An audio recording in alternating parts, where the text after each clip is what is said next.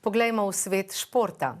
Priznana slovenska rokometna trenerka profesorica doktorica Marta Bon, ki je svojo mladost preživela na Mirni, je prav v tamkajšnji krajevni knjižnici predstavila svojo knjigo.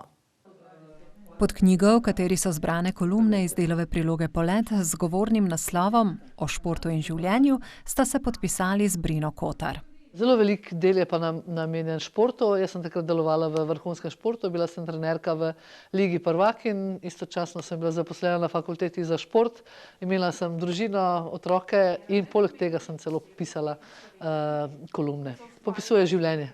Kolumne so hkrati dokument svojega časa, izstopajo pa tudi po svoji sporočilnosti, ki je univerzalna in sodobna, nekaj, kar odraža univerzalno resnico o življenju in športu in ljudeh, ki se gibljajo med obojim ali pa samo v eni sferi. Obiskovalci so na predstavitev knjige prinesli različna pričakovanja. Športnica, funkcionarka, športna rokometašica. Marto poznam že zelo dolgo časa, jo ves čas spremljam na njeni športni karieri. Danes sem tukaj zato, ker jo zelo spoštujem, cenim in tudi komaj čakam, da spoznam še kaj več o njeni knjigi. Da slišimo izkušnje ženske, ki je res veliko dala športu slovenskemu in me zanima res njen dejanski pogled še iz te strani v živo. Prejemnica Bloudkovega priznanja je poudarila, da je šport najboljša šola za življenje. V športu pač se naučiš preživljati poraze, deliti občutke ob zmagah, naučiš se sodelovati, naučiš se vztrajnosti, tudi ponižnosti, tudi tega, da postaneš trden, tudi če so situacije malo zapletene.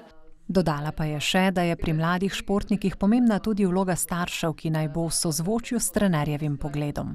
Mirnčanka, ki sicer že vrsto let živi v Ljubljani, je tudi izkušena in uveljavljena rokometna selektorica ter predavateljica, ki poudarja, da je najboljši vodja tisti, ki je sposoben voditi ljudi z zgledom, ki mu sledijo zaradi tega, kar vodja je, ki zna svoje ljudi, ki jih vodi, peljati tako, da so prepričani, da rečejo vedno mi smo naredili, da jih zna povezati, da zna ljudi postaviti na takšna mesta, kjer iz njih dobi največ.